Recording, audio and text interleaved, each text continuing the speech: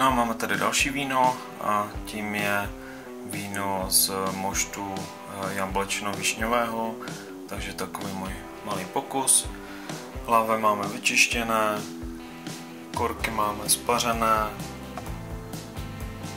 takže můžu se pustit do láhování a do ochutnávání. No a vzhledem k tomu, že vím, jak dopadlo předchozí víno bezinkové, bylo šumivé, tak to samé čekám vlastně od toho vína z moštu.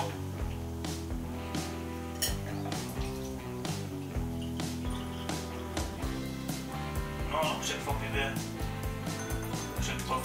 mi víno z jablečného moštu z višní šumivé není, takže to je docela fajn.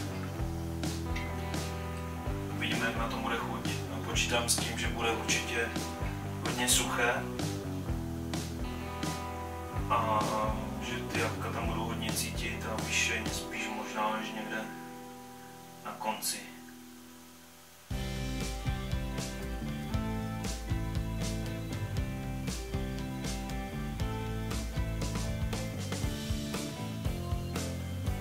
Zase co nejvíce pod vrch, aby tam zůstalo místo fakt jenom na korek a úplně minimum vzduchu,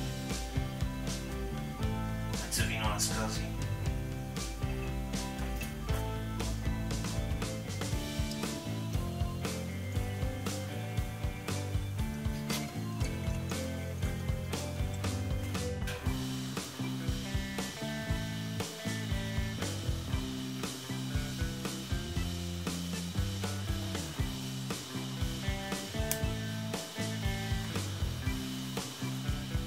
No a jestli se samotné víno povedlo nebo nepovedlo, to zjistíme hned. Voní hezky, převažují tam samozřejmě ty jablíčka.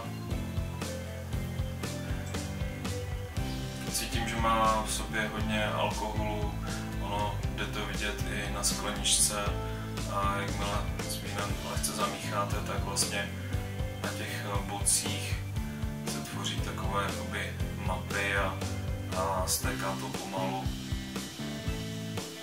Na tom jde vidět docela množství alkoholu, že je docela vysoké. No a chuť.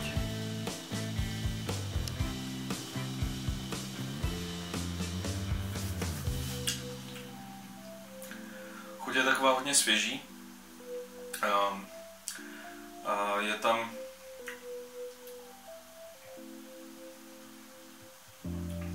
tam to jablíčko cítit ne až tak moc. Výšeň téměř vůbec. Možná jakoby až úplně na samotném konci na jazyku. No, víno leželo v demižonu cirka půl roku, možná něco déle. A myslím si, že se vybarvilo docela zajímavě. A na to, že je to víno z jablečného moštu, vlastně z obchodu Bohemia mošt, tak jako překvapivě docela dobré. Myslím si, že je lepší ta kombinace jablko-višeň než čistě to jablečné, co jsem dělal posledně a které dělám vlastně zároveň i teďko. Takže to mě docela překvapilo. Pokud natrefíte na tu akci, tak za mě určitě doporučuji. Bude to perfektní, letní, svěží víno a když bude dobře vychlazené, tak bude fakt výborné. Na to, že je to domácí víno, i když teda z kupovaného moštu, ale 100% bez nějakých éček a bez čehokoliv dalšího navíc, tak opravdu hodně dobré. Takže ochutnávku máme za sebou, láhve jsou plné, tak už jenom zašpuntujeme, nachystáme etiketu a bude to zpátky do sklepa, plus samozřejmě něco málo vzorků pro známé a kamarády.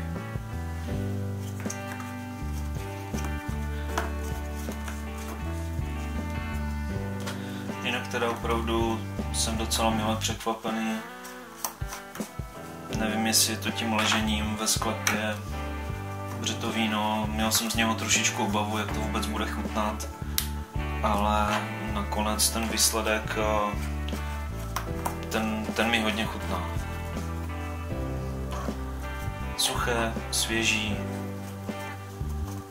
na léto na osvěžení, možná k nějakému grilovanému masu, hodně si to dovedu představit.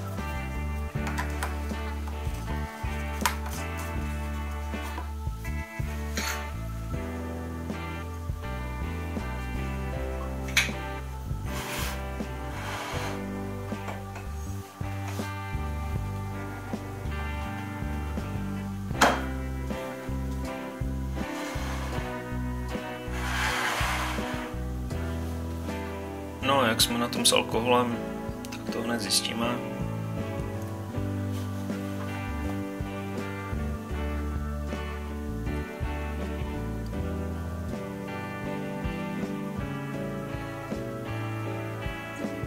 Alkoholu není až tak moc, to jsem trošičku tušil, ale máme tam nějakých 13% alkoholu, což je fajn, což jsou taková ta běžná vína kolem těch 12, 11, tohle to má 13, takže trošičku silnější, ale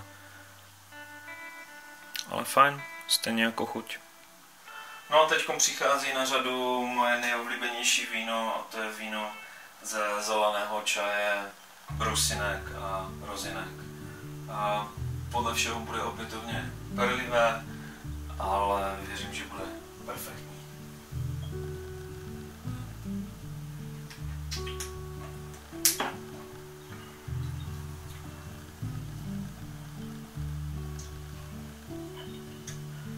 To je přesně jak jsem si myslel, tak je šumivé.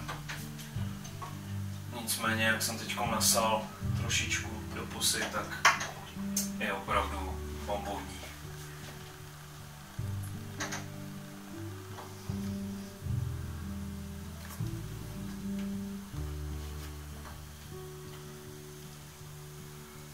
Možná, že ta perlivost a šumivost tomu ještě přidá na chuti.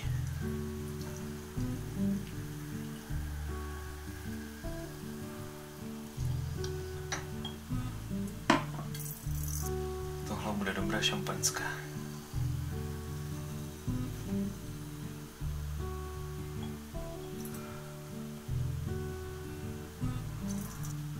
Takže víno z zeleného čaje už je v lahvi. Jak můžete sami vidět, tak je to teda spíše verze šampaňské. Dalo mi to, ochutnal jsem ještě dřív, než jsem to natočil, a bomba.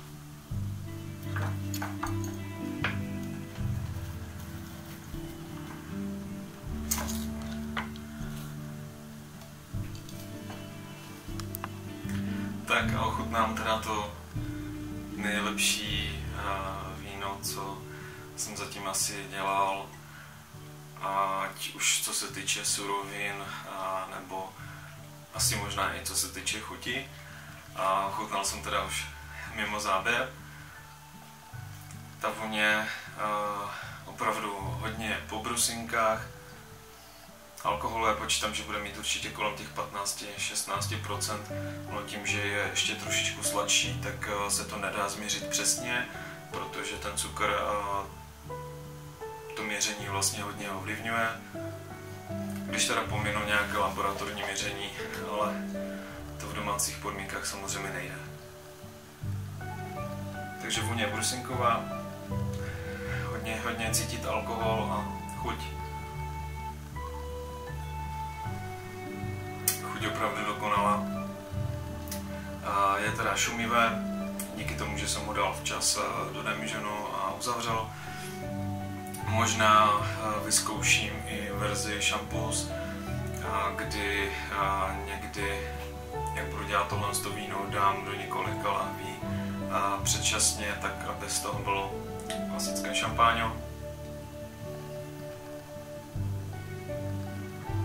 A jinak za mě, i když vím, že se opakuju už po několikáté, udělejte si tohle víno, je opravdu vynikající, lehká hořkost, chuť po brusinkách. Tahle verze, co jsem dělal, tak měla trošičku méně cukru než v původním receptu. Za mě je to úplně ideální, toho alkoholu není až tak moc a přitom víno zůstane trošičku sladké. Takže bomba, jdeme změřit alkohol. Pár kapek už nám z vínoměru vykapalo, takže obrátíme vzhůru nohama a uvidíme, co nám ukáže. Já říkám, myslím si, že to bude ovlivněno zbytkovým cukrem, ale přece jenom to zkusím.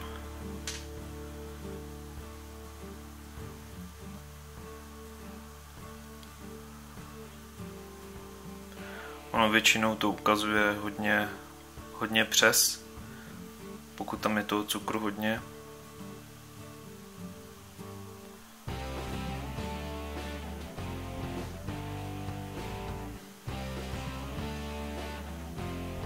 Takže jak jsem si myslel, ukazuje to někde k 17% alkoholu, ale v reálu to bude mít kolem těch 15 i podle toho, jak to hřeje v krku. No až teď jsem si uvědomil, že to víno jsem zakládal vlastně prakticky před 10 měsíci, 3.8. a v lahvi je od listopadu, takže 7 měsíců bylo v 5litrovém demižonu, zbytek už se vypil. No a těch 7 měsíců tomu vínu opravdu prospělo, to víno nemá chybu.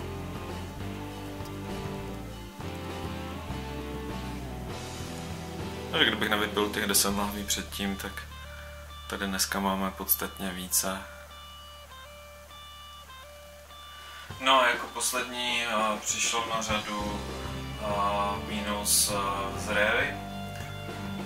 Měl jsem pro vás nachystaných několik desítek minut záběru z výroby z toho vína. Nakonec ty záběry asi nepoužiju. Co se týče toho vína jako takového, tak letos to nevyšlo, respektive loni. Víno chytlo sirku a tu sirku se mi sice po čase podařilo eliminovat neustálým provzdušňováním, pyrosiřičitanem a nakonec i teda speciálním přípravkem na odstranění sirky. To se povedlo. Nicméně to víno bylo hodně kyselé. Následně jsem si to zkoušel vyřešit vlastně jednak troškou cukru a jednak na ředění. To bohužel za mě asi nebyl nejlepší nápad. Příště musím pohlídat ty hrozny a nechat je delší dobu zrát. Ono to víno má krásnou vůni po hroznech. Má v sobě i dost alkoholu, počítám kolem 13-14% bude mít. Nicméně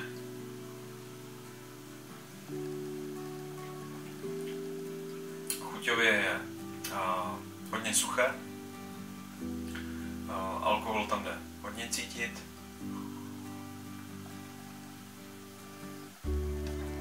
Není špatné, ale tím, jak jsem to ředil vodou, tak mi přijde takové trošičku vodnaté, takže docela zvažuji, že ani ty vzorky, které jsem tady teď nalahoval, nějak dál používat nebudu, že asi nikomu moc dávat nebudu. Asi by tím utrpělo moje ego a trošičku bych klesnul ve svém pohledu. Takže to se ještě rozmyslím, ale jak říkám, celku hodně suché, působí takové trošku vodnaté. A vína mám cirka 10 litrů, tady jsem nalahoval 5 litrů a 5 litrů mám ještě v sklepě v Demižonu. A tímhle s tím tohle malé lahování a ochutnávky asi ukončím.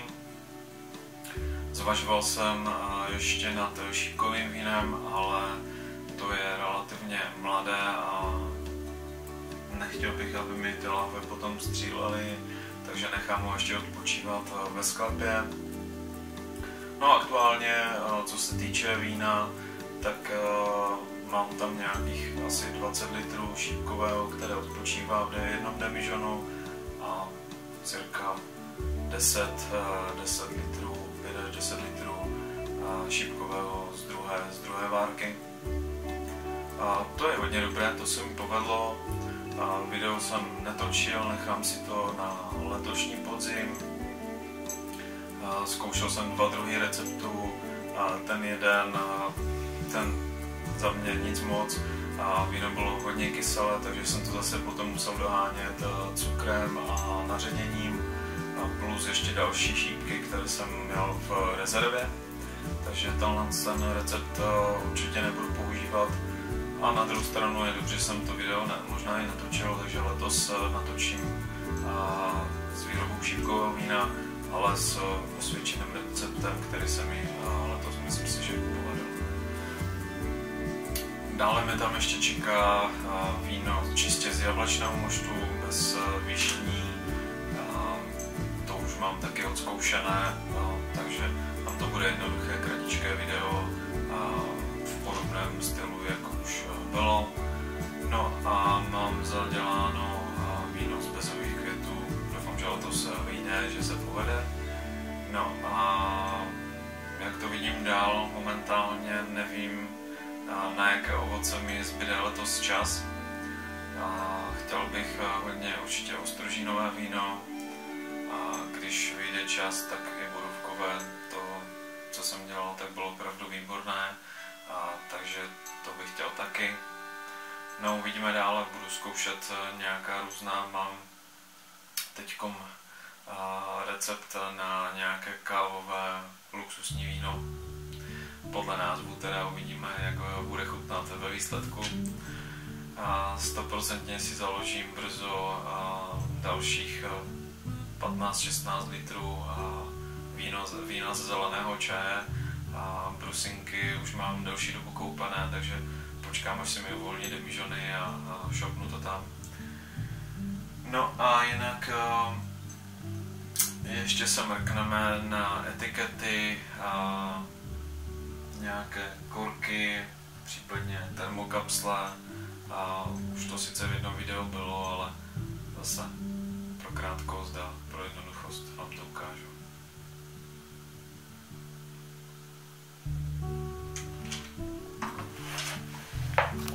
No a tady už máme výsledek našeho lahování, takže révové víno, víno ze zeleného čaje, jablko, višeň, no a nakonec tady máme bezinky.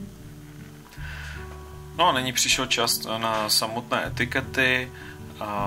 Já jsem to v minulosti řešil nákupem klasických samolepících etiket, na které jsem tisknul docela složitě z Wordu. Momentálně jsem to vyřešil úplně jednoduše. Tím, že mám laserovku, tak tisknu na klasický bílý papír.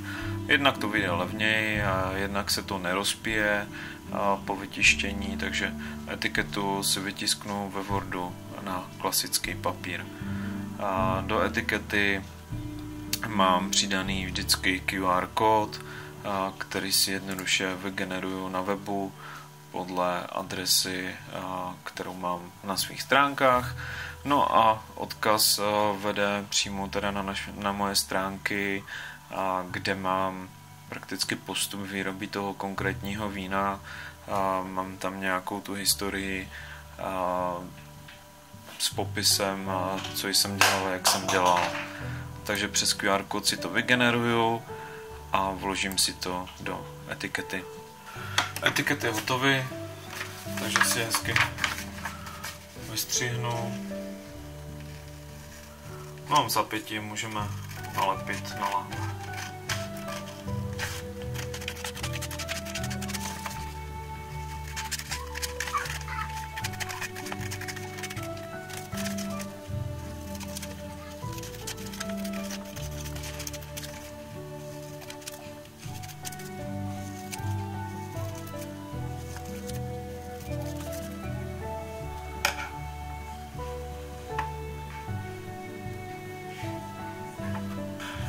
No a co se týká lepení, tak tam se mi osvědčilo nejvíc asi ty typy lepidel.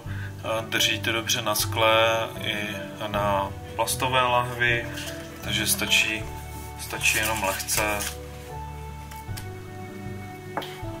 růžky, můžeme trošku střet. Můžeme to nalepit na lahvi.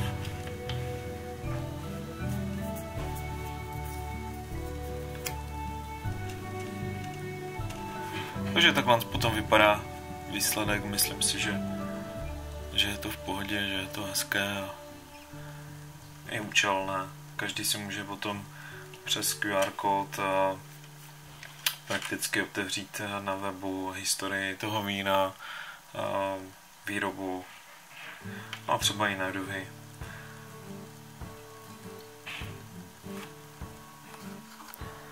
Tak a máme úspěšně nalahvováno. Vzorečky už jsou připravené pro mé známé a přátelé. Něco málo zůstane i pro mě a ženu. Já vám děkuju, že jste se koukali na tohle video. Budu se na vás těšit u nějakého dalšího. Takže ahoj a... www.vinazoom.cz